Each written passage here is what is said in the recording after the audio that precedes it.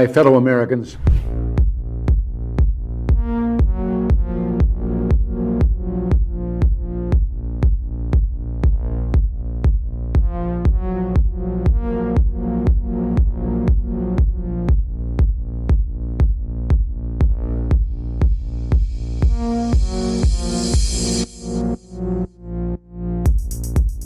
I can no longer remain in today's Democratic Party that's under the complete control of an elitist cabal of warmongers who are driven by cowardly wokeness, who divide us by racializing every issue and stoking anti-white racism, who actively work to undermine our God-given freedoms that are enshrined in our Constitution, who are hostile to people of faith and spirituality, who demonize the police but protect criminals at the expense of law-abiding Americans, who believe in open borders, who weaponize the national security state to go after their political opponents, and above all, who are dragging us ever closer to nuclear war.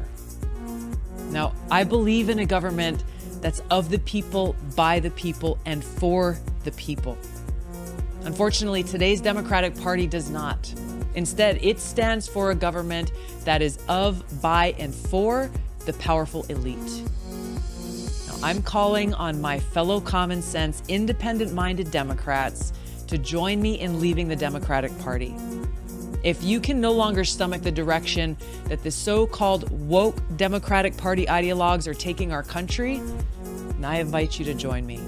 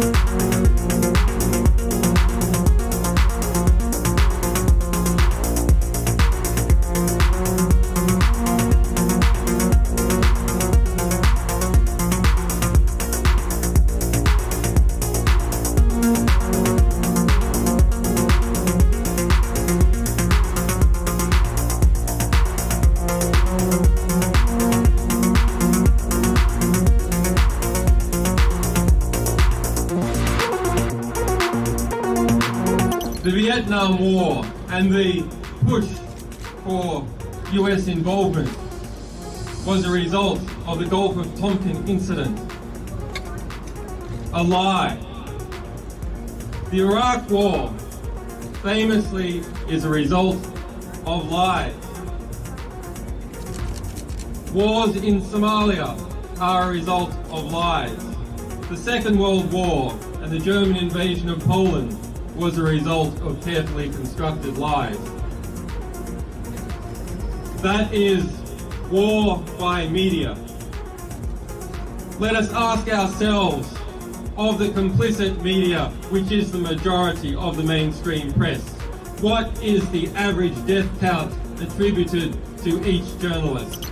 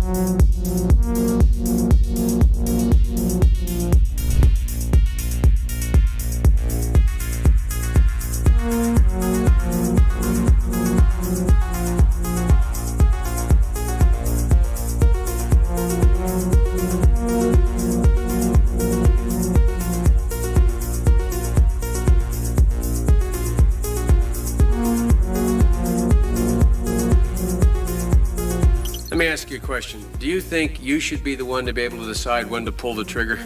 No, sir. Isn't that what this is about? If you adopt the position that any time you are denied, your particular, and there's 4 groups out there and inspectors, you're the group you headed, anytime you are denied, that ipso facto requires the United States and the Security Council to act on what they said they would do, which is to use whatever means necessary to take on Saddam Hussein so you can get into that particular facility. Is that not correct? Is that not your position? Mr. Senator, I have a job to do, or I had a job to do, and that was to disarm Iraq in accordance with the provisions of relevant resolutions. With all due respect, I'm not trying to be confrontational. I'm trying to get this as clear as I can. I really mean this now. You have an absolute logic. You put together a very tight syllogism here. You have indicated that your job is to disarm. The only way you can disarm is to have access. The only way you can have access is either with permission on the part of Iraq, or if denied, forced access, right? Compelled access. Compelled. Yes. Well, okay. Compelled. You sound like the lawyer and I sound like the military guy. I mean, compelled, where I come from, when my old man said you're compelled, it meant I was forced. I mean, it was a real simple proposition. It wasn't much to debate. Now, there is a clear logic to that. And that's what I mean when I say I respect your position. But that means that whenever you choose a target that warrants inspection and you are denied, that ipso facto, at that moment, the only way your position can be satisfied or sustained is if the UN Security Council or the United States, acting unilaterally, uses force to guarantee access. Is not that true? Yes, sir.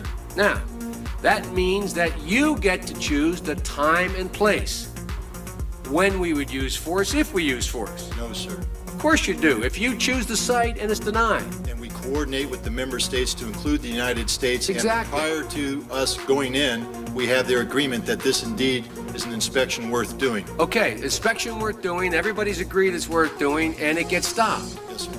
At that moment, we're an automatic pilot as far as you're concerned. Period. No ifs, ands, or buts. Now, I respect that. But now, it seems to me the Secretary of State might have a slightly different problem.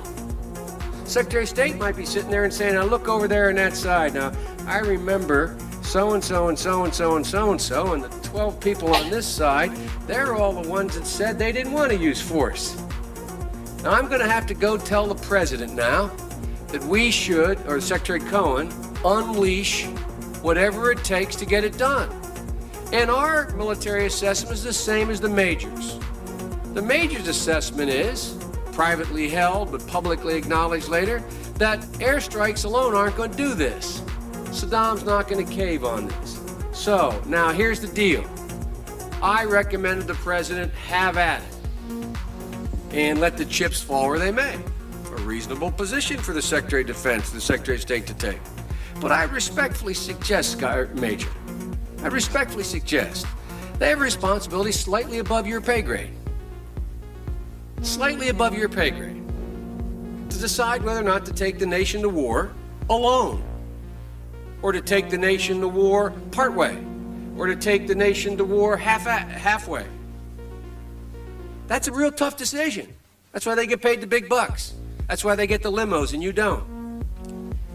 I mean this sincerely. I'm not trying to be flip, because I think, and that's why I said at the outset, the reason why I'm glad you did what you did, we should come to our milk. We should make a decision. But in terms of whether the Secretary of State has no more to consider than you do as the arms inspector, you didn't get in, didn't get my job done, get me in. Period. You made the deal, right? That's the deal. A deal's a deal. Get me in. Scott Ritter, I'm ready to go. It's not how it works. Now, maybe it should work that way. But wouldn't you acknowledge that if you were President of the United States or the Secretary of State, you'd sit there and say, now, okay, old Scotty boy didn't get in. We said he should get in. We want him to get in. It's important that he does get in. They're not going to let him in, so what are we going to do now? We know that France and Russia aren't going to be with us. We're quite confident China's not. We've already run those traps. They're not there. We're not sure where the United States Senate is, but have at it, boys. Go get them. And by the way, Scott and the boys say air power's not enough. I think it's a legitimate debate, Major. I think it's a legitimate debate. But I don't think we should be putting it in the context of, you have somebody up there at state saying, look, how can we weasel out of this agreement? We want to let this guy out there hanging. We're not this. It's a very practical political decision. Same kind of decision General Powell made. Same kind of decision President Bush made. Every president, every Secretary of State has to do it. Like I said, they get paid more than you. Their job's a hell of a lot more complicated than yours. They may have made the wrong decision, and you brought it to light. We should address it. We should say straight up where we are, and we should do it. And for that, I thank you. But it's above your pay grade.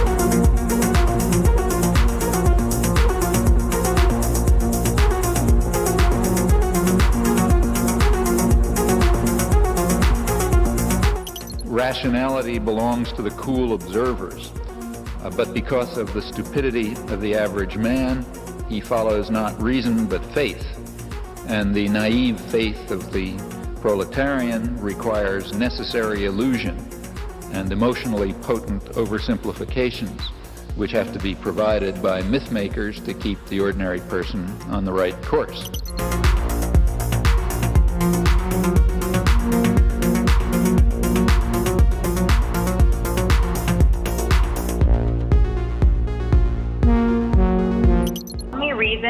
allowed to ask you this question is because today the federal court ruled that the government doesn't have the right to determine who is or is not a journalist. This is the second election in a row that the court had to overturn your government. Do you still insist on being able to make that decision, and why? First of all, questions around accreditation were handled by the press gallery and the consortium of networks who have strong perspectives on quality journalism and the important information that is shared with Canadians. The reality is organizations like yours that continue to spread misinformation and disinformation on the science around vaccines, around how we're going to actually get through this pandemic and be there for each other and keep our kids safe, is part of why we're seeing such unfortunate anger and lack of understanding of basic science. And quite frankly, I won't call it a media organization, your group of individuals need to take accountability for some of the polarization that we're seeing in this country. And I think Canadians are cluing into the fact that there is a really important decision we take about the kind of country we want to see. And I salute all extraordinary, hardworking journalists that put science and facts at the heart of what they do and ask me tough questions every day, but make sure that they are educating and informing Canadians from a broad range of perspectives, which is the last thing that you guys do.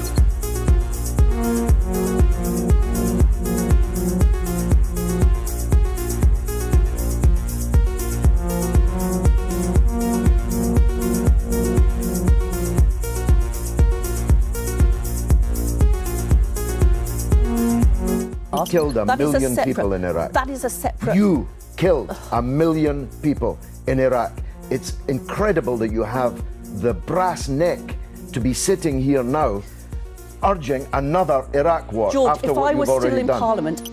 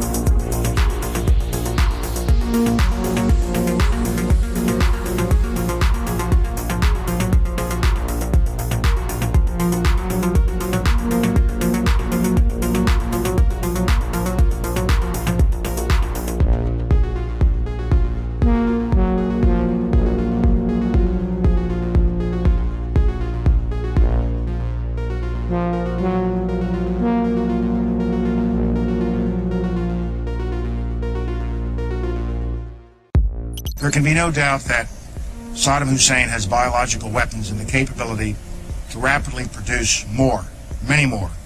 And he has the ability to dispense these lethal poisons and diseases in ways that can cause massive death and destruction. If biological weapons seem too terrible to contemplate, chemical weapons are equally chilling. UNMOVIC already laid out much of this, and it is documented for all of us to read in UNSCOM's 1999 report on the subject. If we consider just one category of missing weaponry, 6,500 bombs from the Iran-Iraq war, UNMOVIC says the amount of chemical agent in them would be in the order of 1,000 tons. These quantities of chemical weapons are now unaccounted for. Dr. Blick says, quipped that, quote, mustard gas is not marmalade. You are supposed to know what you did with it. We believe Saddam Hussein knows what he did with it, and he has not come clean with the international community. We have evidence these weapons existed. What we don't have is evidence from Iraq that they have been destroyed or where they are. That is what we are still waiting for.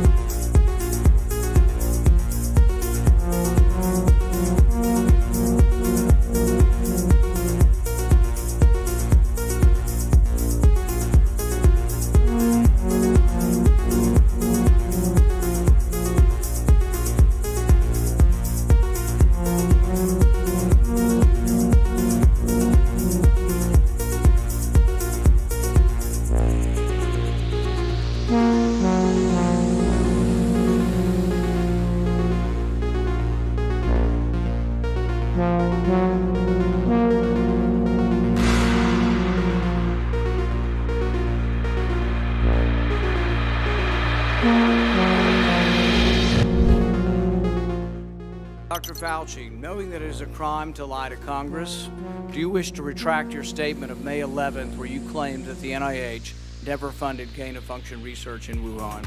Senator Paul, I have never lied before the Congress, and I do not retract that statement.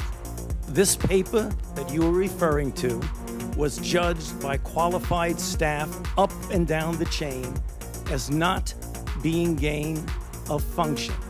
Let me finish. You take an animal virus and you increase its transmissibility to humans. Right. You're saying that's not gain of function? Yeah, that is correct. And Senator Paul, you do not know what you are talking about, quite frankly. And I want to say that officially. You do not know what you are talking about. Okay, you get one person. Let's read from the NIH definition of gain of function. This is your definition that you guys wrote. It says that scientific research that increases the transmissibility among mammals is gain of function. They took animal viruses that only occur in animals and they increased their transmissibility to humans. How you can say that is not gain of function? It is not. It's a dance, and you're dancing around this because you're trying to obscure responsibility for 4 million people dying around the world from a pandemic. And let's Dr. Fauci. I have to, well, now you're getting into something. If the point that you are making is that the grant that was funded as a sub-award from EcoHealth to Wuhan created SARS-CoV-2. That's where you are getting. Let me finish. We don't know. Well, wait a minute. It didn't come from the lab, but all the evidence is pointing that it came from the lab, and there will be responsibility for those who funded the lab, including yourself. I totally This committee will allow the witness to respond. I totally resent the lie that you are now propagating, Senator, because if you look at the viruses that were used in the experiments, that were given in the annual reports, that were published in the literature, it is molecularly impossible. No one's saying those viruses caused it. It is molecularly. Those viruses caused the pandemic. What we're alleging is that gain-of-function research was going on in that lab and NIH funded it. That is you can't not... get away from it. It meets your definition, and you are obfuscating the truth. I'm not obfuscating the truth. Senator You are the Paul's one. time is expired, but I will allow the witness to... Let me just finish. I want everyone to understand that if you look at those viruses, and that's judged by qualified virologists and evolutionary biologists,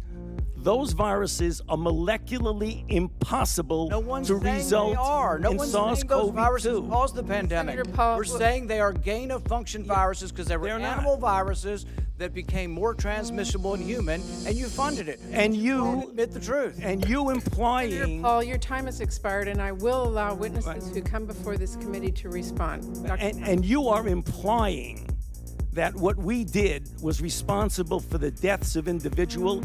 I totally resent could that. have And been. if anybody And it is could have. lying here, Senator, it is you.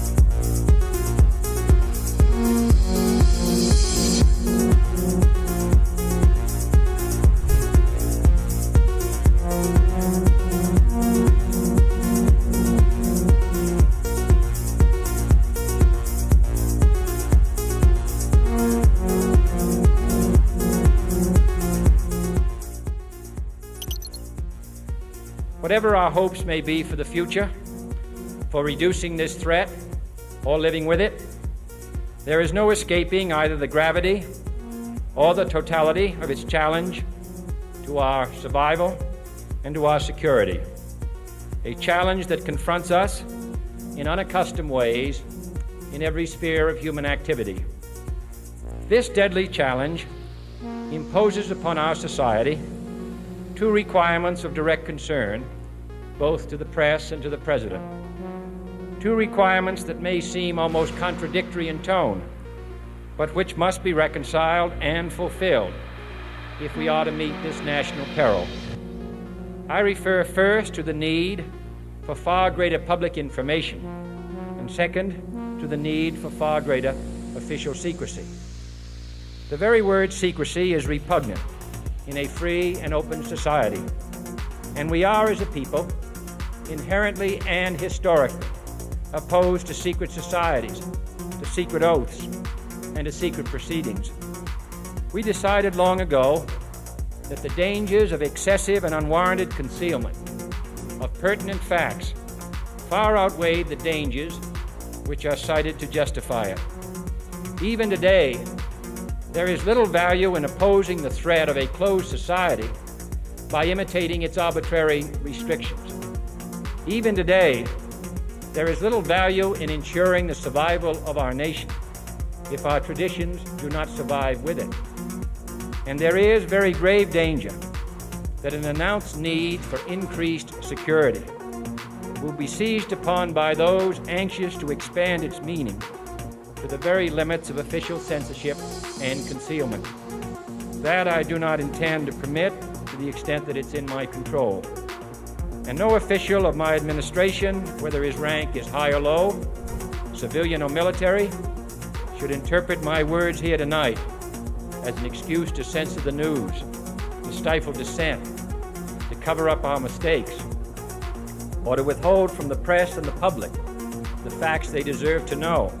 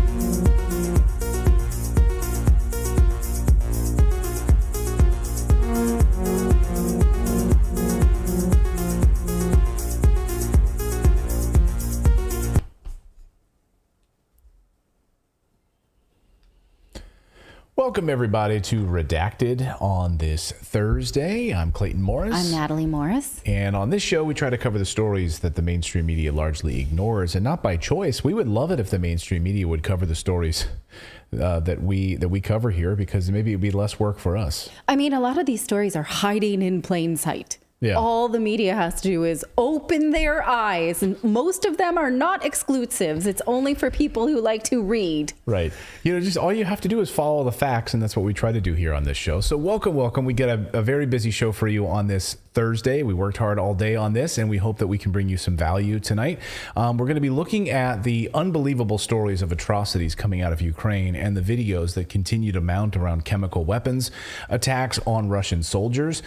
If this were happening on the other foot, the mainstream media would be all over this story, and yet with this story, it's almost dead silence, not a peep from the mainstream media. So we are going to dive deep into the latest on these chemical weapons attacks and what the Kremlin is saying this afternoon in response. Also, Elon Musk in response. The use of those Starlink satellites, not so good anymore. We're going to tell you what Elon Musk is saying now as it relates to using Starlink for the Ukrainian military. So I think the walls are really starting to close in on Zelensky, and you're going to see some people really bailing and jumping ship very, very soon. Speaking of walls closing in, we're going to tell you about food shortages that are hitting where food shortages normally do, the poorest amongst us first, and whether or not that is going to trickle up to other populations, more than just increased price of things, but actual shortages, and why that is. Also, the World Health Organization is now telling us, get ready for the next pandemic. Are you ready? They've already brought on Big Pharma to detail what that's going to look like and get all those vaccines ready. Plus, we're going to look at the vaccine cover-up. We've got a journalist who broke an unbelievable story. Not unbelievable at all, actually, but Pfizer and these companies now, and you understand how they may have actually faked data and handed that data to the Europeans, the European Commission, and the FDA in order to get these vaccines approved. We're going to show you the data, the test results, the lab results. It's going to be a very busy show as Redacted starts right now.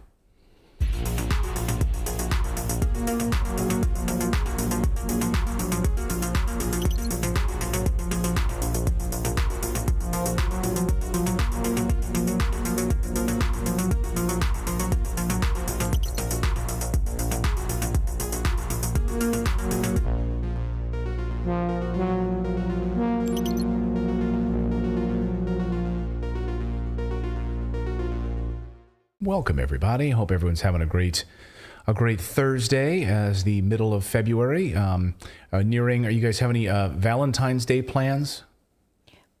Yes, we will be right here. Oh yeah, we're gonna be right here on this show, because to me it's like a Hallmark holiday. So I kind of treat it as like a Hallmark holiday. But we'll be here. I might have a couple pieces of heart candy, but other than that, Yes. Like that chalky heart candy that says like be mine on it or whatever. Not that kind. Exactly. No, you got to get the sweet tarts kind. Sweet tarts. Then it's okay by me. Oh, yeah, the candy's the best part. Or like the heart-shaped Reese's Pieces peanut butter cup things, whatever those things are. You know how they have the Christmas tree-shaped Reese's Pieces? They have like a heart-shaped one. How do you know that? Well, because I'm a lover. Okay. I'm a lover of Reese's peanut butter cups. Welcome, everybody. Hope you're doing well. Thank you guys so much for subscribing to our show here on YouTube and Rumble. Nice to see all of our folks on Rumble and YouTube. There's certain stories we can cover here on YouTube, certain stories we can't, and blocked and banned if we cover them here on YouTube, so we have to move to Rumble for those stories. But you might as well have both accounts set up. So subscribe here on YouTube and make sure you have our Rumble account set up as well. Oh, you know what else? Just rumble.com/redacted. It's coming up this weekend is Super Bowl Sunday. Yes. I want to point out that Clayton's Eagles are playing, so it's an exciting weekend. I am most excited about Rihanna and the halftime show. Also, I have a family member who has a YouTube channel called The Result Report. He's 9. It's awesome. If you're into sports and all types of sports talk, please seek it out. It's Result Report on YouTube. He's 9 years old. He's 9 years old, and he does like 10-minute all sports roundup, all pro sports, basketball, hockey, football, all of it. He also has the Eagles taking it away. So if someone in the chat can just put in the URL, I can't do it right now. It's Result Report. Give him a like, you guys. Give him a subscribe. Support a 9-year-old. Yeah. doing it. All right. Well, you can support us. We've got a daily newsletter. That's free as well. Please come over and subscribe. Go to redacted.inc and put in your email address. You'll receive a welcome email, and then all you need to do is verify that email, and you'll get our newsletter tomorrow morning, first thing in the morning. We publish it at about 6:30 in the morning. And yesterday we had about 1,000 of you sign up for it. We hope we bring you value. You can read it in about 5 or 10 minutes over your cup of coffee. We, cover some of the latest big stories, market conditions, things you might have missed. And then you're off. You start your day. And there you go. It's a great newsletter. So all you need to do is go to redacted.inc, not .com, just redacted.inc, and put in your email address, and you'll get that newsletter first thing tomorrow morning. Are Ukrainian forces actively dropping chemical weapons on Russian soldiers using drones? Now, this would be a war crime. Videos have emerged over the past couple of days showing Ukrainian soldiers outfitting drones with what appears to be canisters of some sort of chemical agent. We don't know. Other videos have emerged showing these drones dropping these canisters on Russian soldiers. The videos are horrible to watch as soldiers writhe around on the ground, convulsing, having seizures, and of course dying moments later. We're not going to show you those videos. You can seek them out if you want to. And of course, all of this comes almost 20 years to the day when Colin Powell famously held up a little white vial of what appeared to be anthrax. At the time, we now know that it was faked, and got us into a war in Iraq where millions of people lost their lives. A man who tried to prevent that war, knows a lot about chemical weapons and weapons in general, is former UN weapons inspector Scott Ritter, who warned us all about the lies that we were about to see on that day. And Scott joins us now. Good to see you, Scott. Welcome to the show as usual.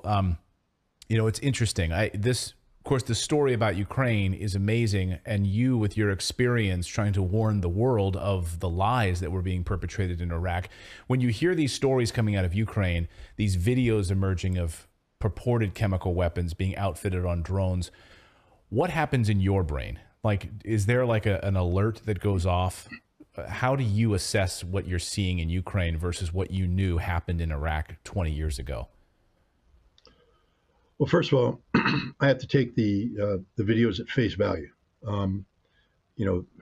Being an inspector, I cut my teeth on the concept of trust but verify, meaning that, my eyes can trust something, I can hear people talk, but I really need to verify. So we have, videos that have clearly identifiable people in them. We know who these people are. They brag who they are.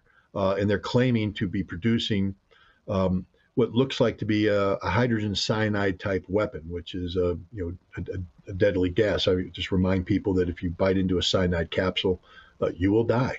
Hydrogen cyanide is a deadly gas, and it will kill you. And they appear to be producing canisters designed to be dropped from drones, filled with this deadly chemical agent.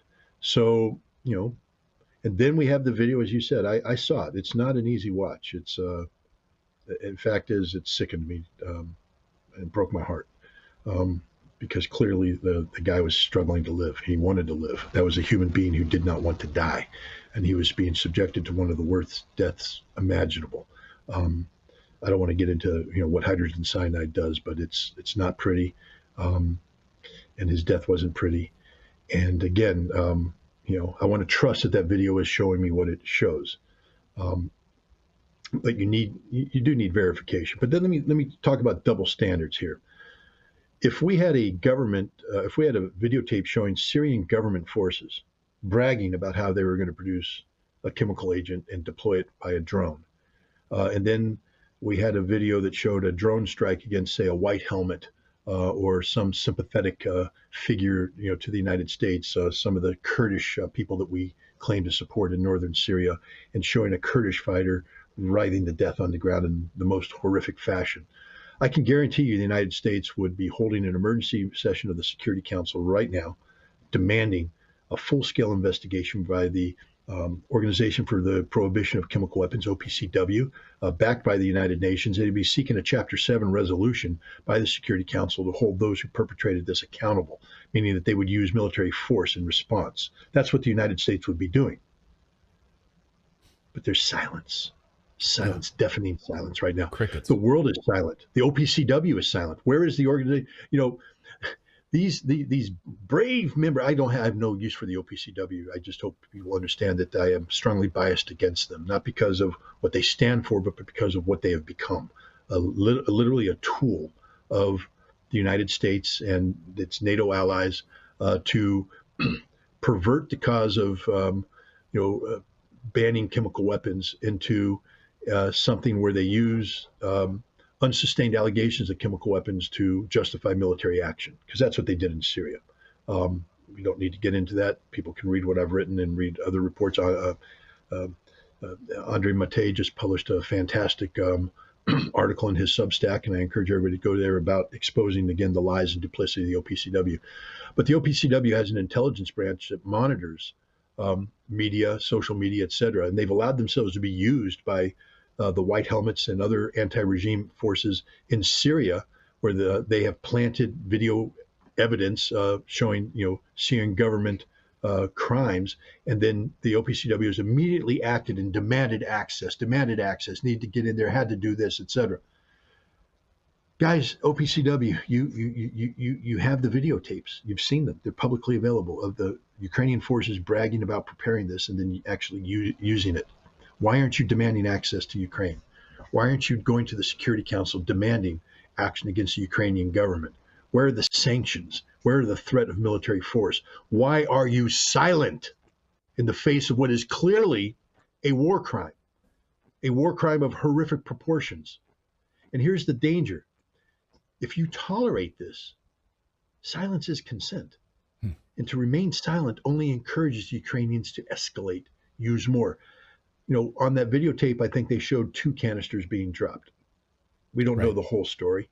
But the point is that refrigerator was full of dozens of canisters, scores, hundreds. Are we going to allow those to be used? And rumor has it that they have been used. They've been used on the front against other Russian forces. These are just the only videos that we have right now. And if the Ukrainians feel that they can get away with this, then what happens when they escalate? Because producing crude chemical weapons is not hard. And the Ukrainians clearly have the capacity to produce on an industrial scale phosgene gas, mustard agent, blister agent, nerve agent, simply taking some of the fertilizer compounds or pesticides and tweaking it a little bit and using it against people, or don't tweak it and use it against people. And are we going to let this happen? I mean, the United States has a history of doing this. Even before the OPCW was formed, we worked hand in glove with the Iraqis to help them target Iranian positions on the Al-Fal Peninsula so the Iranians could use their chemical weapons more effectively. We helped target Iraqi chemical weapons. It may be a newsflash to people. I'm telling you, it's a God's honest truth.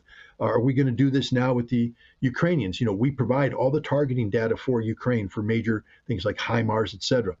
If the Ukrainians decide to incorporate fully chemical agent into their arsenal and use it against the Russians, are we going to help plan? Are we going to help execute this? Again, silence is consent. The American government is silent.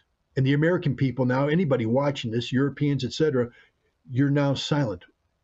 But you've been empowered. Are you calling people? Are you demanding the United States actually stand up for what it claims to believe in, the ban of chemical agent? Or are we going to sit here and say, no, it's okay as long as it's just Ukrainians using it against the Russians? That's not a bad deal. Wow, I guess that means the Germans were okay using Zyklon B against Jews. It was just Germans killing Jews. It's not a big deal. No, it's a big deal, guys. It's a huge deal, and it has to be acted on. Today, the hashtag Zelensky war criminal is trending.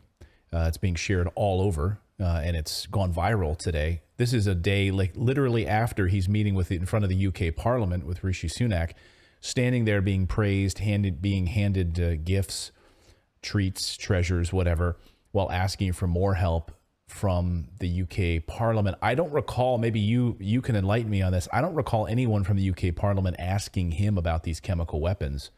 Did you hear anything like that? Did they press him at all about this? No, nor did they ask him about the new video showing the execution of Russian prisoners of war, which is a war crime. Zelensky is a war criminal.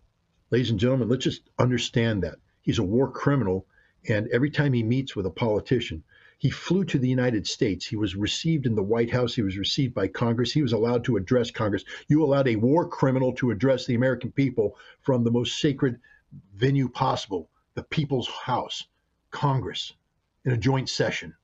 And you allowed him to sit in the White House, the People's House, and talk to our president. He is a war criminal. It's not just the crimes he perpetrates using chemical weapons or the execution of prisoners of war.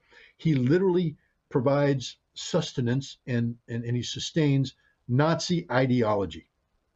His government has embraced Stepan Bandera, one of the most hateful, odious characters in modern history, a actual follower of Adolf Hitler with the blood of tens of thousands of Jews, hundreds of thousands of Poles, hundreds of thousands of Russians on his hands. He is the national hero of Ukraine. Children are trained by law in Ukraine to worship Stepan Bandera. The Ukrainian military, which we support with our taxpayer money, and I'm not talking about Azov Battalion and the other neo-Nazi nationalist units out there. I'm talking about the mainstream Russian military. They're paratroopers, they're tankers. They sing songs about Bandera being their father. And this war criminal is in front of everybody being treated like a hero. Silence is consent. To condone this is to condone war crimes. Now, you said the Russian army, but I think you meant the Ukrainian army there. But if I said Russian, that's just because I'm sometimes get excited and I get ahead of myself. Just want to be clear, just so that no one calls you out on that in the comments. Absolutely. And we've seen video after video, and we've seen little children, saluting pictures of Bandera and parents. So it's just awful. I want to just kind of circle back on the mechanics of some of these chemical weapons and the canisters and the drones. And there's just piles and piles of drones, and they're sitting there mechanically putting these things together and getting these parts. You say it's pretty easy to put all of this stuff together. We know that there have been civilian attacks using American weapons. We know that in hospitals and apartments that American HIMARS were to blame being used. We talk about the targeting of these places. Did these things happen in a vacuum? Do they happen just with the Ukrainian military, these targeting, whether it's using these drones over these targets? Is it just the Ukrainian military, or we can safely say that it's probably NATO complicit in some of these attacks? No. NATO is complicit in all the attacks. You could be complicit by being directly involved, or you'd be complicit by having knowledge of an undertaking and doing nothing to stop it. In the military, I can be charged with war crimes simply by knowing about it and not doing anything to stop it. There is a moral obligation. And I bring up the military because the people who are providing this assistance to the Ukrainians are American service members wearing the uniform of the United States. And they are cognizant of the crimes being committed by the Ukrainians, and yet they are doing nothing to stop it. So that makes American service members war criminals by extension. That makes the American public a nation that condones war crimes. We are guilty of the crimes being committed by the Ukrainians because we empower the Ukrainians to commit these crimes. I just want to get you out of here on this. You've just written a piece about this 20-year look back on Colin Powell and getting us into this Iraq war. What stands out to you now, 20 years in hindsight? You were, of course, sounding the alarm about what was about to unfold. There were no weapons of mass destruction, no evidence of chemical weapons, and then no one, the government didn't want to listen, and millions of people died as a result of it.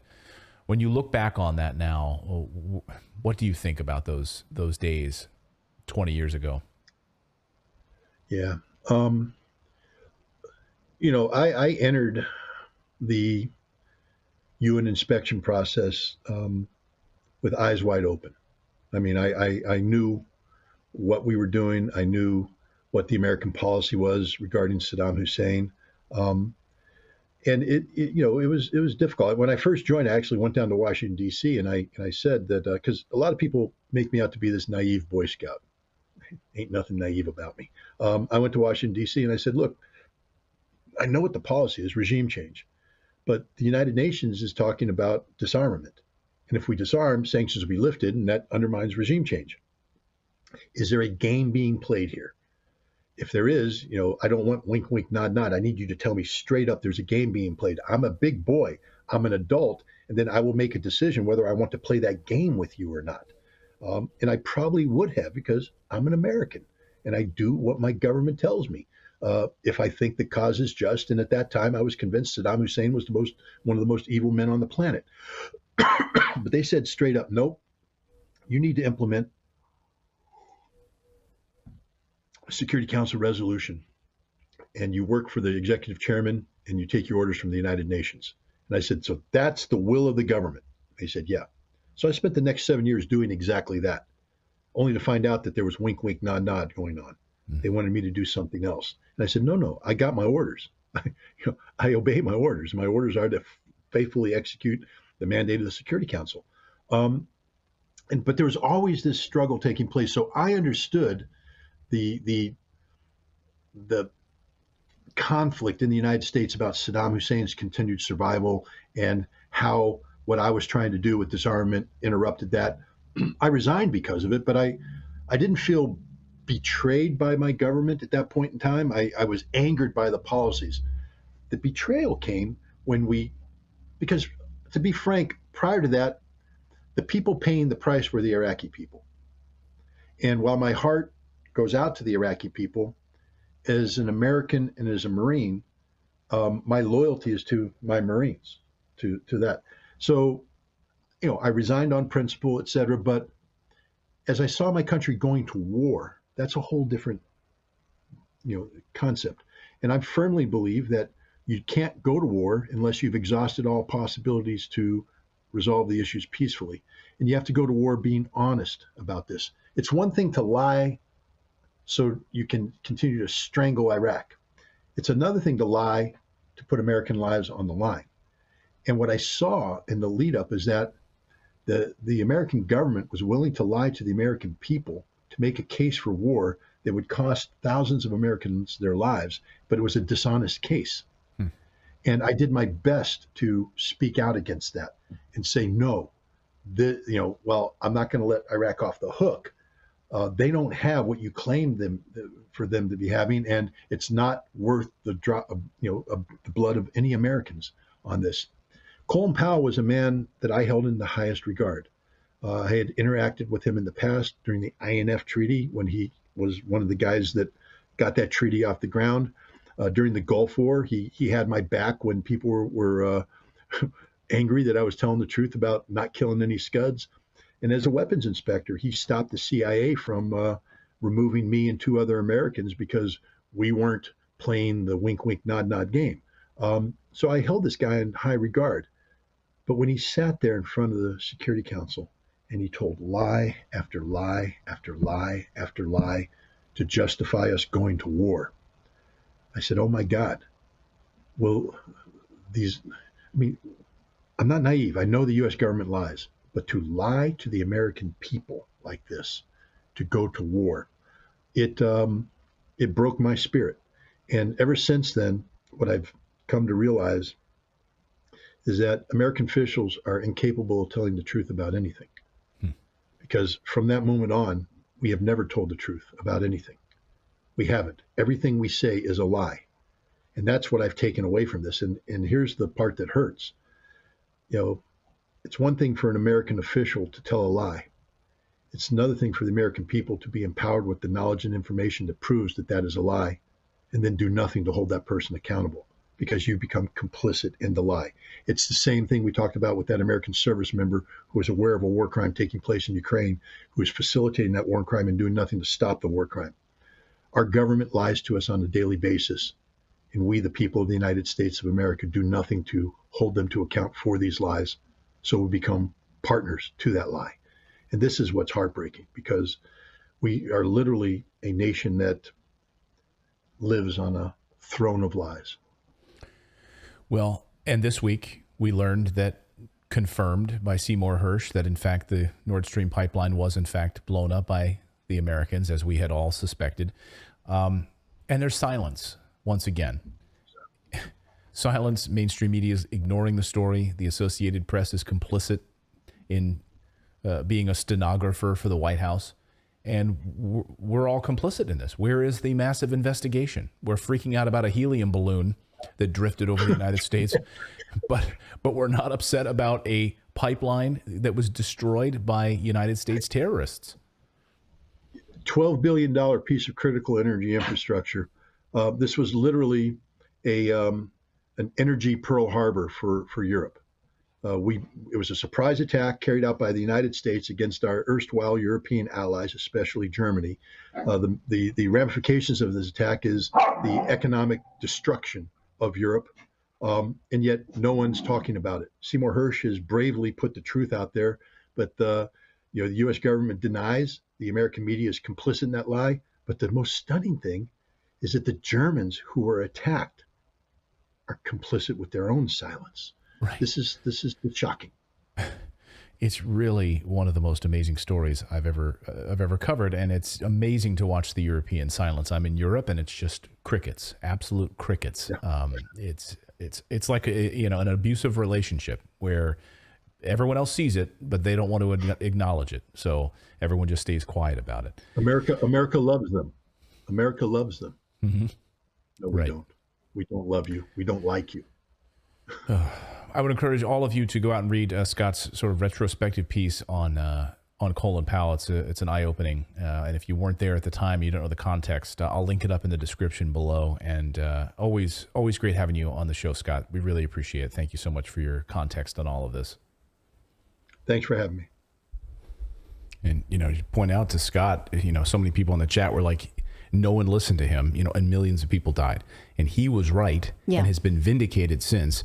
And even Seymour Hersh writing that big piece on him in the New Yorker, like fully investigated and studied and went deep into the sourcing on Scott and his sources and confirmed what Scott had said.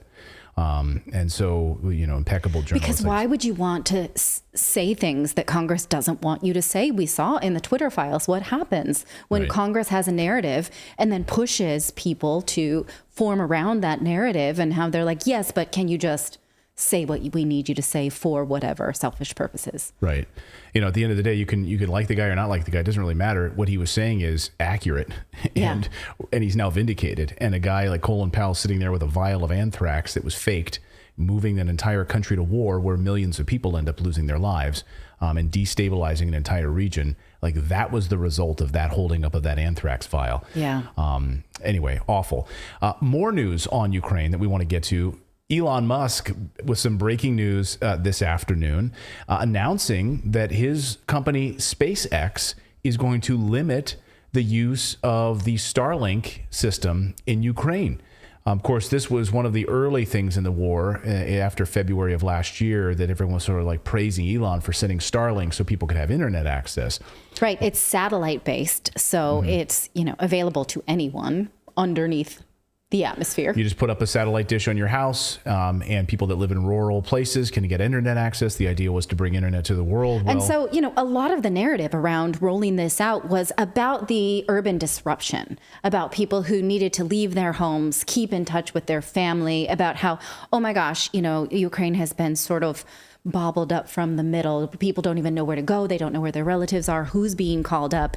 And so it was for people, mostly for families. But what they're saying now is they never meant for it to be weaponized. And they know that Ukraine has been using it on the offensive. They don't specifically say what type of offensive moves that they find offensive, pun intended, but they're saying that they know that it's used for attack drones. They know it's used for surveillance, and they just never meant for that to happen.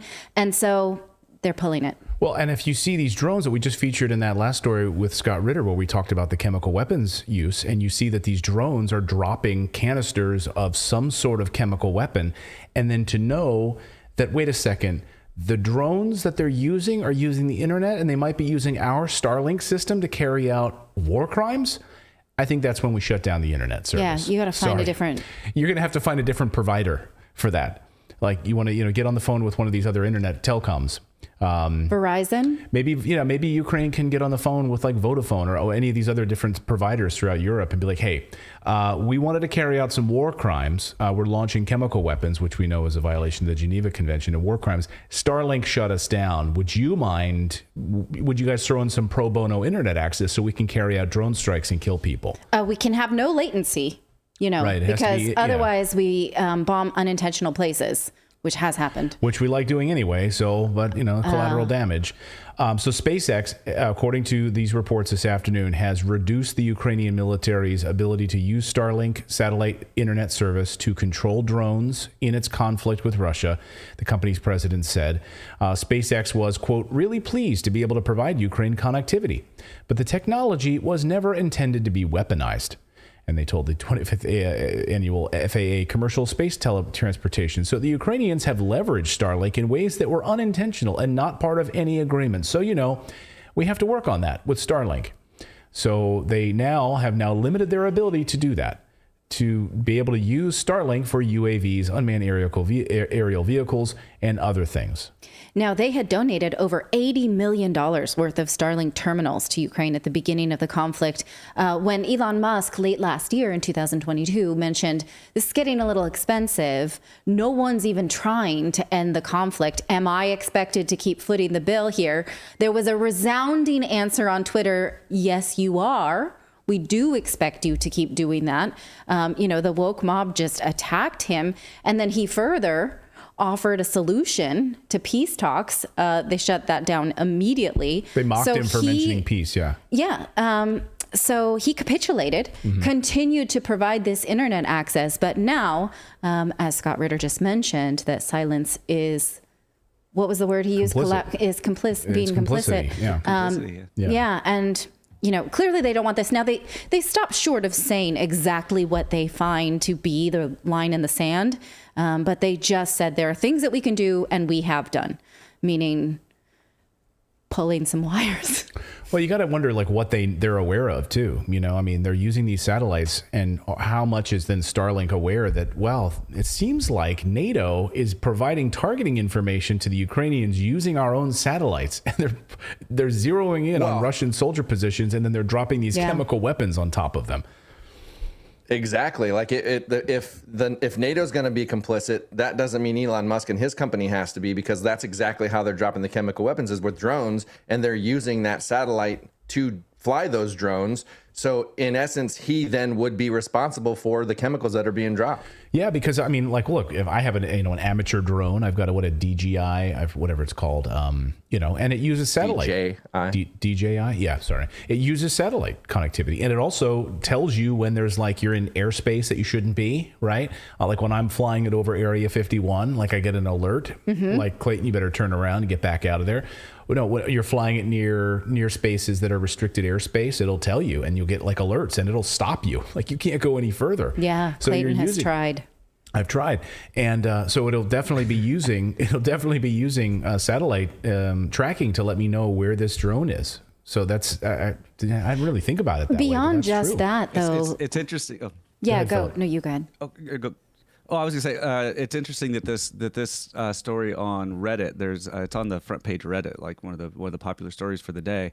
Very pro-Ukrainian subreddit was calling this out, saying that the problem with weaponizing is that they're not weaponizing it because they're using it for defense. So all of this stuff, these drones and stuff they're using, it can't be considered a weapon because they're using it for defense.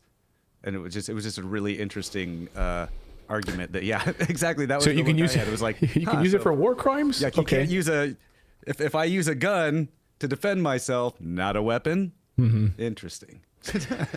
Yeah, that's crazy. I'm trying to find that on Reddit. I can't really find it, but there you go. So Starlink looks like they're pulling the plug on, and again, these walls are starting to close in. You're starting to see more and more of these companies starting to say, okay, we're abandoning this little dog and pony show, and now this could be the Rubicon. This could be the red line Rubicon, that now you have chemical weapons being used, and Ukrainians gloating about it, showing off their refrigerator full of chemical weapons, dropping it on soldiers' heads where they're convulsing and dying in ditches. It's awful stuff to see. And this is, of course, if this had happened, and if this was on the shoe was on the other foot, and it was found that that Putin was doing this, it'd be front page news everywhere. Yes. And they've certainly... That's what I was just going to say. And they've certainly they've tried to pretend that that's actually happened when there's been zero evidence of that. And if there was, we would cover it. If there was evidence, we've had multiple journalists on here who've been to that area and said, I've asked them point blank, have you seen any evidence of Russian war crimes? Targeting specifically of civilian buildings like we've seen on the other side? No, and we would cover that. And of course, in war, there's always disasters and awful, awful civilian deaths. Sure. But targeting and specifically carrying out war crimes? Yeah, and it's always okay when it's the U.S. I mean, look at what the U.S. has done. We're the ones that generally do this. We've dropped napalm in Vietnam. We dropped the nuclear weapons on, Nagasaki and stuff. Like, we're the only ones that use these atrocious weapons. None of these other people are, and it's okay when we do it, but or a NATO ally or something. But if anybody else does it, you're right. It's like front page news, but nobody else seems to do it. Right. No. And everyone's silent about it. Everyone is absolutely silent about it. And then you have this afternoon also Zelensky admitting that he never intended to implement the Minsk agreements. So we had this peace agreement in place where we were going to carry out a peace accord to make sure that people's lives were protected, that civilians would live. Russia would back off and make sure that the Donbass was kept separate, and we would have this peace accord. They never intended to implement it, and of course, Angela Merkel from Germany admitted also that it was a ruse. It was all in an effort to provoke Russia into a war in Ukraine, and that's exactly what they got. Right. I mean, we know that he ordered a strike over a year ago on Crimea before it was able to be taken out. Based on the NATO analyst that we spoke about, the Swiss NATO analyst over the last 6 months and their internal reports. So he was actively in violation of the Minsk agreements. He had already acted. I mean, yeah, that's a clear indication there was no intention there. And just today, meeting with Rishi Sunak, the Prime Minister of England, of Britain, said nothing's off the table to Zelensky's face. But when the press pushed them and said, oh, well, Russia is saying then that's going to draw us into the war and they will consider us part of the war, he walked that back and said, well, not certain things, up to a point. So apparently there are things that are not on the table. We'll send you all kinds of tanks, all kinds of money. We'll make sure that we even have soldiers there. We're actively training your soldiers. British Special Forces are actively there training Ukrainian forces. The UK arguably may be the biggest player in all of this. But then you have Elon Musk saying over the past 48 hours, people don't realize, like, we are slow marching to World War III. And we're getting right up on that line right now. So good for Starlink and good for Elon Musk for walking this back and saying you're not going to use our internet service to carry out war crimes, basically. Because you think of the legacy of, is it AT&T that was used by Nazi Germany? Yes. To carry out genocides. And you want that written about your company, and what AT&T knew. And there must be some parallels between that and what Starlink knows at this moment. Or Adidas, and think about the history of Adidas, right? And these companies, right? So, and it was amazing, of course, when Adidas came out and canceled Kanye, right? And everyone was like, wait a second. Do you remember Adidas's past? Right. They literally started as SS uniforms. Oh, I love the hypocrisy. All right, guys, we've got more news to get to on this Thursday, if you can believe it. We're going to talk about the food shortages that are unfolding around the world. We're going to show you instances of, it's really crazy what's happening at different food processing plants and being blown up and farmers dumping milk and being forced to dump milk and all of this craziness. What the cluck? Yes, what the cluck. And we're also going to talk about this vaccine cover-up because now we're getting new evidence about what Pfizer was doing to those lab tests. Oh, Pfizer. We'll get to that in a moment. But first, we're going to tell you about our friends over at Indeed. Now, the thing about running your own business is that every single hire counts, and no hiring partner understands that like Indeed. Indeed is the hiring platform where you can attract, interview, and hire all in one place. Don't spend hours on multiple job sites looking looking for candidates with the right skills when you can do it all with Indeed. Find top talent fast with Indeed's suite of powerful hiring tools like Indeed Instant Match, assessments, and virtual interviews. If you hate waiting, Indeed's U.S. data shows that over 80% of Indeed employers find quality candidates whose resume on Indeed match their job description the moment that they sponsor a job. Indeed does the hard work for you. You can sponsor a job and then boom, Instant Match shows you the candidates who are indeed the right match for you. So join the over 3 million businesses worldwide that use Indeed to hire great talent fast. Now, if you would like to try it, and we want you to, visit Indeed.com/redacted to start hiring right now. Just go to Indeed.com/redacted. Once more, that's Indeed.com/redacted. Terms and conditions apply. Cost per application pricing not available for everyone, but if you need to hire, you need Indeed. And hopefully you do, because we've seen layoffs galore. I will say, darling, that when you started, blue collar or white collar layoffs are coming, like you started those segments in, I want to say August or September of last year, when, there was still people had cushy work from home jobs still. I thought you were crazy. And you were right. The layoffs did indeed come. Not happy about it. I mean, we just saw 7,000 layoffs announced by Disney. We had PayPal announced thousands of layoffs.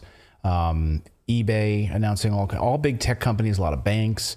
And you're going to start to see retailers now, like a lot of retailers like Target. Yeah. You're going to see, that's really where it's trickling down to now. So I get no satisfaction in that. Amidst record profits. Yeah. Right. Amidst record profits, they can still find a way. I know. Crazy. It's crazy. I didn't see that one coming, but I'm listening to you closer now. In the chat room, a lot of people said, wow, Adidas? I didn't know that about that. Yeah, just as an example, I mean, Adidas has a very dark history with Nazi Germany. If you can just do any reading on it, there's plenty of resources out there. You can read all about Adidas's dark history and the being the outfitter of the Nazis and how it was formed. A lot of really interesting stuff you can read about Adidas's past. So check it out if you're interested in that.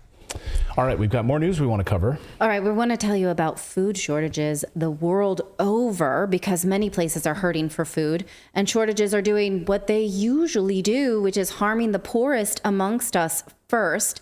But how long until this reaches everyone? Well, let's go through them first, and we can make an educated guess.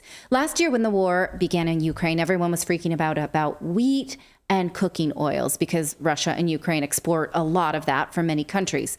And we knew back then that it would take almost a full year to feel those effects, and now here we are, feeling those effects.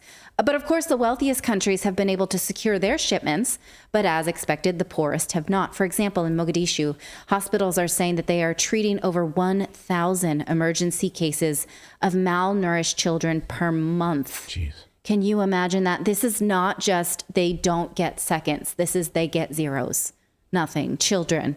The New York Times is reporting that Russia is playing games with the food supply in order to, harm the world to flex its evil muscles. This is the headline.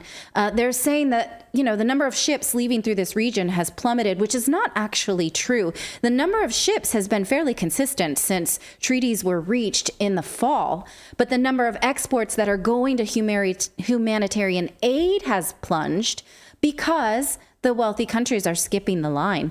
In fact, we were warned about this in September when Russian President Vladimir Putin spoke at the Eastern Economic Forum. We played this for you at the time. He said that when the first round of ships left the Black Sea, the first 80 ships full of grain, only 2 of them were on hunger relief missions, when in normal years it would be much greater than that. He said that the West needs to allow civilian ships into the Ukrainian Black Sea to deliver grain cargo, but most of that grain is going to Europe's wealthiest nations, with only 3% now being dedicated to hunger relief mission. He warned that this will turn into a never-before-seen humanitarian catastrophe. Watch him say this. Excluding Turkey as the mediator country, almost all the grain exported from Ukraine is flowing not into the poorest countries, but into the European Union. Under the World Food Program, under the aegis of the UN, that is meant for the needs of the poorest countries, only 2 ships have been sent, just 2 out of 87. It was used to export 60,000 tons of food out of 2 million. But that amounts to just 3% that has gone into the developing countries. In the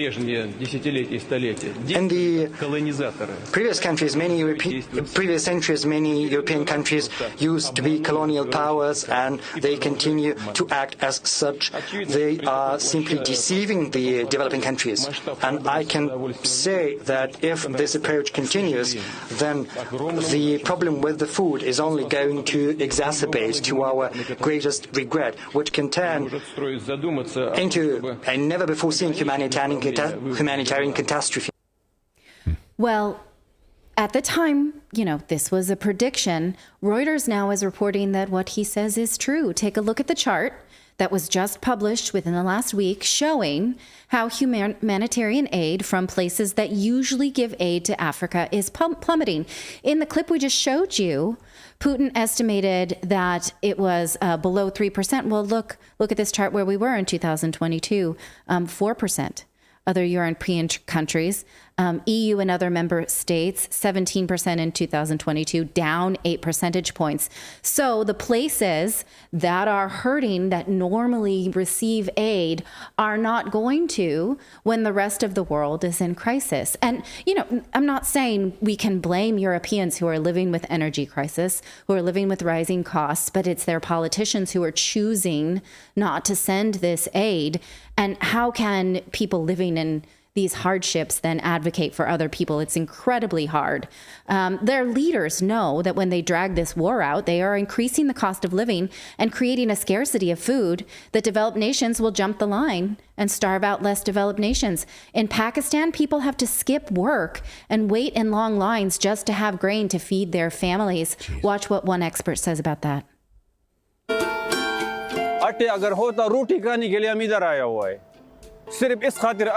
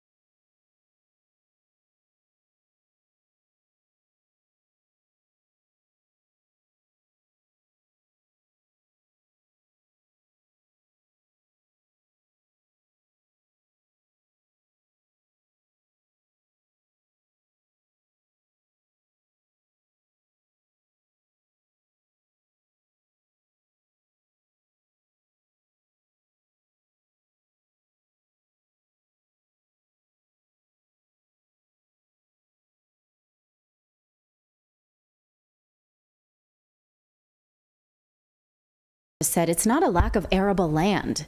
It's that the farmland that could be growing for the population is being taken for urbanization purposes. Where have we heard that before? Right.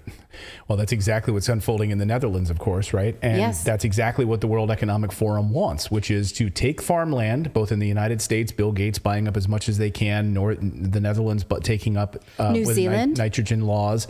And we're going to take your farms away from you and build apartment complexes. Right. And in New Zealand, we've had instances where farmers have got letters from the government saying your land is now ours. Right. For what purpose? They're not told. Now in Australia, there's potato shortages, but only for frozen potatoes. Fresh potatoes are abundant, so that doesn't really make a lot of sense. Watch this report out of the same amount of inputs for half the amount of potatoes out the other end. The good news, fresh potatoes are unaffected and supermarkets are stacked with them. The problem, processing potatoes for hash browns, gems, scallops and chips. Okay, so that makes me think that this is an oil issue and not an actual potato issue. If they can still find the potatoes or just fast food restaurants are not used to like chopping it up themselves, so they've had to close. We've spoken at length about the egg crisis. In late January, there was a factory fire in one of the U.S. largest egg farms. We showed you this video. This was the factory for Hillendale Farms, which bills itself as one of the country's top egg producers, raising over 20 million chickens for eggs, and the fire killed around 100,000 chickens. Jeez. Well, in New Zealand, just this Monday, another chicken farm had a fire, unexplained fire, killing between 50 and 75,000 chickens. Jeez. And this is New Zealand's largest egg farm producer. Not that one. That one. They're called Zeegold Farms. Again, super fishy. Why are all of these fires hitting these poultry processing plants and other food processing plants? I mean, come on, guys. There was another one in Canada, a seafood processing plant went up in smoke. I don't know if this is the normal way of things, but it certainly seems, like I said, what the cluck. 2 weeks of egg fires during egg shortages. In France this week, farmers drove tractors into Paris to protest new agricultural rules around pesticides.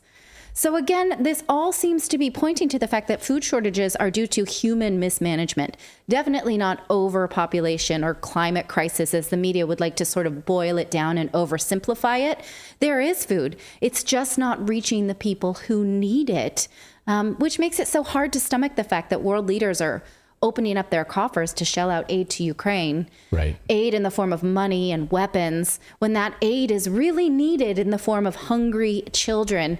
I don't want to do this, just to like pull on your heartstrings, because of course it's easy to show you starving children in developing nations. But this is from that same Reuters report. This is a 3-year-old baby girl who needed a blood transfusion through her scalp because she was so malnourished that by the time she reached the hospital, her blood was so deficient in nutrients that they had to give her a blood transfusion. And this is just a reminder that aid to Ukraine comes at an opportunity cost. Yeah. Sending tanks and $150 billion so that they can continue to kill each other is coming at a massive opportunity cost. It's coming out of a massive cost to people all over. And we said this at the very beginning. Who was going to be hit the hardest at the very beginning? It was going to be in Africa. Yeah. Right. That was who was going to hit the hardest in the very beginning. It's poor and developing nations that will be hit hardest. And, some of the industrialized countries can absorb some of it, but then it's going to start to trickle there, and you're going to start to see then that's when the news will cover it. When there's protests in Paris, when there's protests in Brussels, that's when the news starts to cover it. They don't go to Africa. They don't cover these stories. Because, there's this sort of like, starving children in Africa trope, as if you're like doing this for the clickbait, or it's not a news story, but it is a news story because it's based on a new geopolitical situation in which, and who do you look for? Like, you can't blame the Germans. They're hurting because their leaders are jerks and, have decided that increased cost of living and increased cost of energy is acceptable. You can't blame, normal Europeans when it's really European leaders, Western leaders, that are all collectively being turds and deciding these things for other people. Right. Oh, it's heartbreaking. Well, I remember like when I was still in college. I mean, this was over 10 years ago. I'm going to have to, because I quote this often, and I have to go back and find out who it was. But it was one of the African leaders was addressing this issue of not sending aid to some of these poorer countries. It's like, and his quote was something along the lines of, "There are no amount of guns and no amount of bombs that will stop the waves of hungry people coming from Africa into Europe." Yeah. He's like, if you don't think this is your problem, it is your problem. Because they're going to go somewhere. And so it's just. I read a quote today that said that Africa has something like 65% arable land. So they could farm there too. But that's tricky because they still have so much government upheaval. I just finished Jeff Pierce's book, The Gifts of Africa this week. And he makes a compelling case about how, Africa sort of, when the Europeans left, they were sort of it was like the rug was pulled out from under them, and it hasn't been easy for them to recreate their country around these Western drawn borders, and there's still a lot of corruption. So, I do think that there's a collective responsibility here as humans to look at who is hurting, without saying whose fault it is, and just say, where do we collectively put our energy, either into war or into people? And of course, what the West loves to do is to go into Africa and to destabilize that entire area so that we can pilfer resources. And we don't want a strong Africa. Like we see a strong China as an affront to the United States and the West, right? We don't want a strong Africa. So, and all of the resources, the mineral resources and the oil availability in that area, if they were to rise, if Africa was to get strong, what a threat to the West that would be. So we will never let that happen. We'll just send our military. We'll stake out in Somalia. We'll hang out in these areas and make sure that you don't ever rise up. That's how it works, sadly. We've got more news to get. We also do give them... we also do give them in return is where we send a lot of our unwanted trash. We send a lot of it to Africa, basically, like to sell them our waste. So like we take their resources, get rich off of those resources, and then give them some back in the form of, here's a bit of money, please take care of our garbage. Right. And that's a huge problem in a lot of areas in Africa. Yeah. Someone in the chat points out that Sergei Lavrov is in Africa right now, actually. Russian foreign minister. Yeah, Russian foreign minister Lavrov is in Africa right now. And of course, they've been partnering with South Africa as part of the BRICS nations. So, I mean, not everyone is scared of Africa, but well, anyway, we've got more news to get to here. We're going to talk this vaccine cover-up. You don't want to miss this. We're going to be joined by a journalist who has an amazing story about Pfizer and BioNTech and what they were doing with these lab results. Holy smokes. This is a smoking gun, guys. This is big, big news, and we're hoping to get to the bottom of that. We're also going to talk about the next pandemic is here. The World Health Organization announcing, hey, get ready. This is the next pandemic, and maybe this next pandemic actually has something to do with all of these birds being killed, all the chickens being killed. Okay. Bird flu, chickens. We'll see. We'll see if we can make that connection. We'll talk about it. We will indeed. But first, we want to tell you about our friends over at Lear Capital, because right now, if we're talking about all these layoffs, all of these people losing their jobs right now, and we're seeing the decline of the US dollar in real time. Government fiat currency has always collapsed. Always. We just did a whole report on Cyprus last week. We showed you what happens when governments say, sorry, the ATMs are shut down. You don't have access to your capital anymore. So now is an important time for, I'm not saying take all of your money out of your accounts and put it into gold or silver or precious metals. I'm just saying to protect yourselves. Think about your own family. If you've got a little bit of savings in a US dollar or euros or something else, think about converting it and putting it into precious metals, which has sustained for 5,000 years through famines, through wars, through governments collapsing, through currencies collapsing. Precious metals has been an important part of that sustainability. So what Lear Capital can do is help you get set up with a free gold kit. If you just give them a call, they'll walk you through it. They'll give you a free gold kit. The 1-800 number, I think, is on the screen here. Yes, it is. It's 1-800-613-3557. So you can call that phone number and you get this free gold kit. John, one of our viewers, said, thanks, Clayton. I just reached out to them. I got my free gold kit.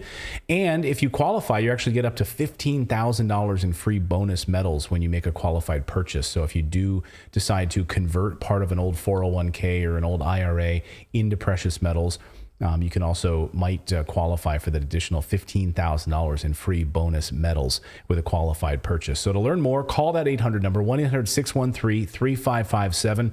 They're big supporters of our show here and what we do to get the message out about gold and silver. We are big proponents of precious metals in our house. And go to learredacted.com. If you want to just go to the website, you can go to learredacted.com. That is the place to go. Well, did Pfizer and BioNTech falsify key data in their COVID tests for their vaccines, essentially trying to lie to all of us about what was actually happening with these results? That's the finding of investigative journalist Sonia Elijah, who's written extensively on Pfizer and BioNTech and their cover-up in all of this. Journalist Sonia Elijah joins me now. Nice to see you. Welcome to the show. Thank you so much, Clayton, for having me on. Well, it's my pleasure. So thank you for reporting on this and bringing this to light. What did you find when you were going through these new documents and results and tests that were starting to come to light? What did you find? Yes, so I actually wanted, just to put this into context, now I wrote a 2-part investigative report for Trial Site News last year. This was on the leaked European Medicine Agency emails and Pfizer-related documents. And it related to the time period of sort of mid-November 2020, running up to the time when emergency use authorization was granted to the Pfizer and BioNTech vaccine. What was really alarming with these emails and the documents is that the regulators were highly concerned about the quality of the vaccine. And as particularly what they had noticed was there was a significant drop in the RNA integrity level of the commercial batches of the vaccine. These were the batches done sort of large scale, large volume. It dropped down to 55%, the RNA integrity level, compared to 78% in the clinical batches, which were the batches used in the clinical trials. So what the RNA level integrity sort of what it points to, it's how intact the mRNA molecule is in the vaccine. And we know, looking at the documents, a relatively intact molecule was needed for the efficacy, for safety. So what they found were these truncated, fragmented mRNA species in the vaccine. And what was shocking is that they literally dropped, the way they sort of solved the problem was to drop the criteria, the standard, down to 50%. To allow at least half the mRNA molecules to be truncated. And they had no idea, this is the regulators and the vaccine manufacturers, how the safety and efficacy implications of the fragmented RNA. So not to interrupt you, but they, being the regulators and Pfizer working in tandem, lowered the standard. Down to 50%, so allowing half to be truncated. Now, where my recent report comes in, now, conditional marketing authorization was granted by the European Medicine Agency. They granted Pfizer and BioNTech this, the CMA was given on the basis that BioNTech, which is the marketing authorization holder, meet specific obligations, because there was a concern with the quality of the vaccine. And one of those specific obligations, they sort of categorized it as SO1, and I'll just read it. There's a lack of experimental data on the truncated RNA and expressed proteins does not permit a definite conclusion and needs to be further characterized. Therefore, additional characterization data remain to be provided as a specific obligation. Now, following that, BioNTech had, in order to meet that obligation, they did a test called a Western blot. Now, a Western blot is a technique used to identify and separate specific proteins from a protein mixture extracted from cells, and it's based on their molecular weights. And we have here from your piece, I want to put this on the screen that we'll be able to show our audience, a normal blot test. So can you describe, this is a normal blot test. What are we seeing in this normal blot test slide here? So a normal blot test, you'll have the bands, you'll see these sort of black bands, and they sort of have an arc to it, almost like a slight smile. And there's smears you can see. They're done by hand, they're done manually. Now, what the Western blot that was provided by BioNTech to the regulator were completely regular, perfectly regular bands, all sort of uniform. And when you zoomed in on one of these bands, you could see perfect row of pixels. Now, a scientific expert provided me with further evidence. So what they did, they used a image analysis software to quantify the bands.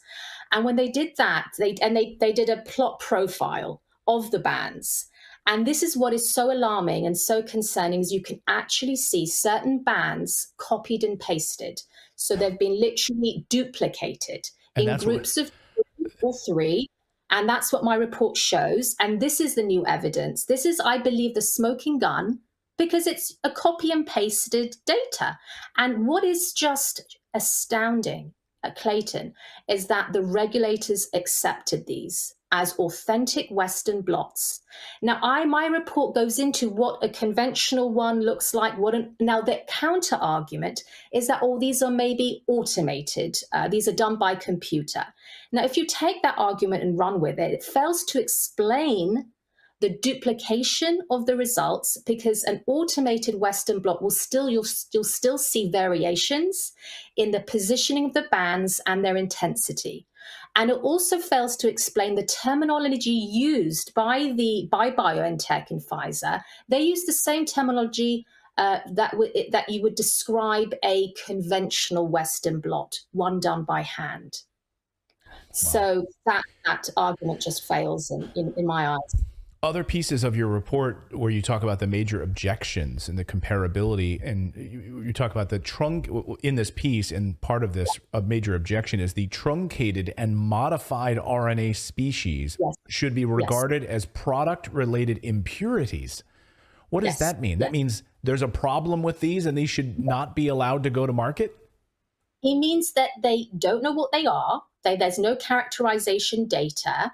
It means that they don't know what the proteins are expressed by these truncated mRNA. So mRNA carries the code for the protein expression. So they have no idea what these proteins are, the expressed proteins are, right? And we don't know. Yeah, exactly. That's completely foreign. The BioNTech and Pfizer have failed to meet, even though it's astounding that the regulator says this specific obligation has now been fulfilled, but it really hasn't. They have done fraudulent tests, and many scientific experts have looked at these, and it doesn't explain what these truncated mRNA, what the protein's been expressed by it, and we have no idea how that the safety implications of those truncated mRNA species are, these product-related impurities. How common is it for regulators and pharmaceutical industry reps, coming from Pfizer and BioNTech, to collaborate and to lower the standards by which we would get access to certain vaccines or medications? Does this happen all the time? I would say this is unprecedented. I would say in this the large scale, the impact of this vaccinating. Right. We think about the billions of doses that have been administered, the boosters, and all of that. This is unprecedented. And we know that these regulators have been captured, right? We know that the bulk of their funding comes from the application fees that pharmaceutical companies pay to the regulator, and these regulators are supposed to be the watchdog, but in a sense, the watchdog's teeth have been pulled out. So we know that this is England's. We're not England. We're specifically talking about the European Union on this. England just left the European Union. Also the FDA. So the BioNTech provided the same Western blots to the FDA because the FDA had queries, and my report does comment on it. So I know.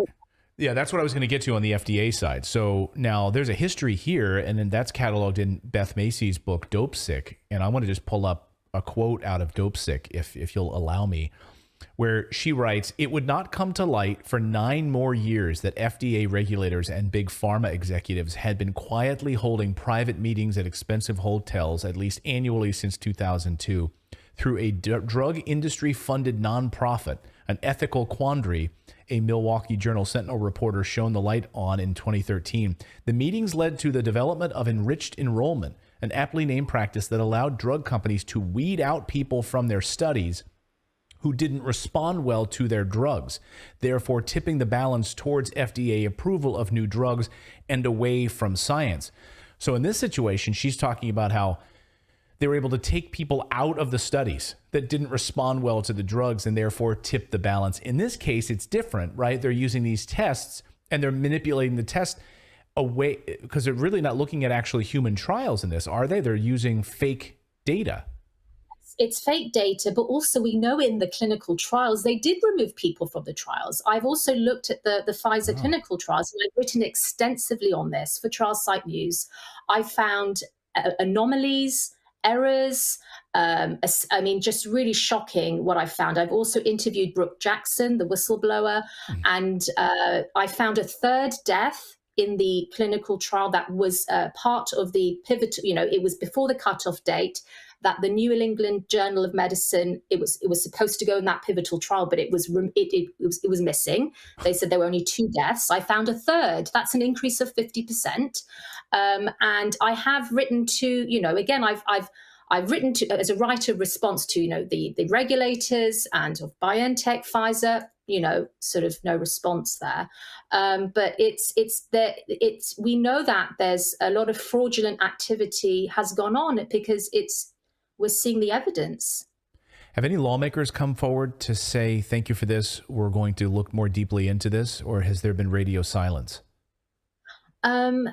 I mean, just now some people are reaching out to me, but yeah, I mean, it's been pretty much radio silence. I mean, it's obviously alternative media like yourself who are wanting to interview me on this, but yeah, mainstream media, as we know, will not report. So they continue. Now, where are we sitting with these booster shots? These are in this lineup. We heard Australia. We reported yesterday on the show is pushing for a 5th dose now in Australia. So are we led to believe then that the same batch of booster shots that exist, where they're continuing to push people to go and get these booster shots and updates, and even trying to push now for an annualized version of this shot, we can expect the sort of same results here? I mean, are we talking about the same batch of data, the same falsified documents that led to these now annualized shots and extended boosters program? Yes, I believe that the regulators have no idea about the quality of these vaccines. They are going on what Pfizer and BioNTech are saying on their data. But we know the data has been compromised. The data has been, obviously my report shows has been copied and pasted, duplicated, and look highly unusual. Nothing like a conventional Western blot. What those results should look like. And it's very alarming because what are the safety implications of this? We know there's, we know there's a huge underreporting going on. Obviously, you look at VAERS, and that still is, we're seeing unprecedented levels of adverse events occurring. But you have to take into account this is severely underreported. Right. Doesn't accurately reflect the actual harms that are being done. Unbelievable. And finally, now we're starting to hear, and we're getting reports, and people are able to go to social media and share these stories. And we're opening the floodgates here on this. And I hope that there's an investigation. This is criminal. I hope there's a large scale investigation. I hope there's a massive trial of some kind. People saying, is it Nuremberg 2.0? Well, we're actually going to get to the heart of this. I hope that there are brave enough lawmakers out there to hold these people to account. Sonia, thank you so much for joining us, bringing this information to light, and we'd love to have you back as you uncover more of this story. Thank you so much. Thanks, Clayton. Thank you. And we'll have links to Sonia's piece, her article in the description. So I encourage all of you guys to go and check and read that and her great reporting on this. And we'll have her back when we have more reporting as this unfolds. Unbelievable story. Yeah, her demeanor was like, of course, the mainstream media is not interested in this. Right. It's become just the way that we greet each other, people who are willing to read now. Well, and I love that she's just based on the facts. She's like, I don't need to be dramatic about it. I don't need to add any drama into this. I'm just presenting you with the facts. Like, they're literally fudging the data. And then we're getting stuck with these jabs. Like, this is unbelievable. John, thank you for your super chat. Says, thank you for sharing the truth. Have no fear. Thank you so much for that. So thank you for your super chats on that. We've got more news to get to here on this Thursday. We are going to talk about the upcoming next pandemic, thanks to the World Health Organization. They just made this alert. Get planning, get ready to go. And they've already brought in the pharmaceutical companies. They've already alerted them to this. So get ready. Bill Gates has already written a book on it. What do you think would be the next it thing? Like the Tiger King and banana bread, egg bites. Well, when people were home and locked down. The next it, Yeah, it Redacted. was Tiger King. Yeah, maybe Redacted, so you guys could watch our show. No, I don't know. Hopefully there won't be any more. Hopefully people say we are never going to have lockdowns again. We will revolt. We will not stay home. We will not be, we will rise up. People will say, no way. Are we going to do this? I will stay home, but only because I want to. Right. I stay home anyway, but not because, Because of government mandates. If I want to go to the store, if I want to go out of my house, you can't stop me, and I will. If I want to play my Switch at the grocery store, I will play my Switch at the grocery store. I will bring my crossbow and I will shoot an arrow through your kneecap if you try to keep me Don't say that. Well, I will. It's a sticky one. Yeah. A sticky arrow. Right. We've got more news to get to, and we're gonna move over to Rumble in a minute. So please get your Rumble fingers ready to come on over to Rumble. We're just gonna shift over there for our final story exclusively to give some Rumble love, because we love no censorship. Rumble.com/redacted. And on a day when you're literally seeing the censorship and the forcing out of James O'Keefe over at Project Veritas by his own staff, it's amazing when somebody literally at Project Veritas gets thrown under the bus with censorship and is cast out. So Rumble is a platform, I wonder if of course. Pfizer had anything to do with that. Oh, I wonder. Yeah. Wouldn't it be amazing? I wouldn't doubt it, but we don't know. Also, there's censorship. Brought to you by Pfizer. There's a lot of censorship on Medium, too, which I wasn't aware of, but I follow Myra Forrester, who is the woman who J.K. Rowling got in trouble for supporting, for saying that trans rights would impinge on women's rights. She was kicked off of Medium today, and so now we'll have to go to Substack, I suppose. Oh, wow. And so everyone should go out and buy Hogwarts Legacy, which, by the way, is breaking all kinds of records. So it's like a way of sticking it to all those woke. I suppose. I hate that every a coverage of a Potter related brand has to do with trans rights now. It's like, can't this thing just exist? I don't know. I was thinking about how we could put together a piece about just how far they're stretching to make this connection about playing the game makes you transphobic, and I'm sick of it. Yeah. But no, we're not going to talk about Even though that. there's a trans character in the game that I met at the bar. So I guess they put that in there so that it was like the perfect FU to all the woke people. Yeah. And anyway. Ezra Miller, who's trans, plays a character in the Fantastic Beasts series as well. Plus the homosexual relationship with Dumbledore. I don't. Yeah. I'm not going to go. I keep saying that I'm not going to go there. So don't. And you are. Don't draw me in. Every time I think I'm out, they pull me back in. All right, we got more news to get to, but first I want to tell you about our friends over at Rumble, because they have just rolled out a new look to their whole system. Not Rumble, Moo. Sorry. Well, actually, Rumble did too. Rumble a few weeks ago rolled out their whole new look to their system, but Moo just rolled out a whole new look to it's new look season right now.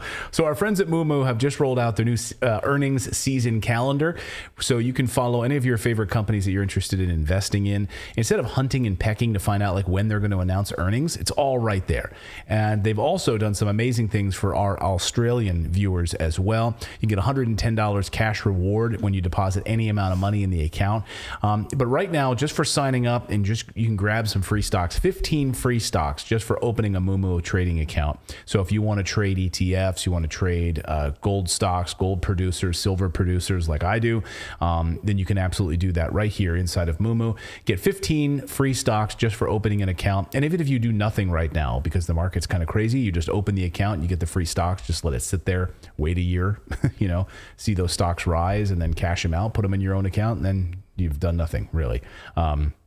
Or use it, set alerts, learn things. I use it for different alerts. They do really, really good news alerts, and for different companies that I'm following and tracking and seeing what's going on with different commodities and oil companies and gold producers and things like that. So that's where I kind of keep track of all of these things in one app. So again, for free, try it right now. Go to redacted.inc/Moo, redacted.inc/Moo. Get up to 15 free stocks. Enjoy low margin rates, zero commission trades. And for our Australian viewers, get $110 cash back in your account, cash reward, not cash back because you're not putting any money in, cash reward when you open up your account, deposit any money, and you get those additional benefits for our Australian viewers today. All right. Bend Over in the chat says, oh, that's a good one. Bend Over. Says he wants free socks, not free stocks. Free socks. All yeah, right. and so maybe we get some redacted socks on Get on that, Grim. Yeah. Yeah, we'll get some redacted I would like socks in the some store. redacted fuzzy socks. That would be nice. That'd be nice. Okay, so we'll get on that, but also get your free stocks. Yeah. Bend over. That's right. I didn't hear it. It's supposed to be bend over, get your free socks. There you go.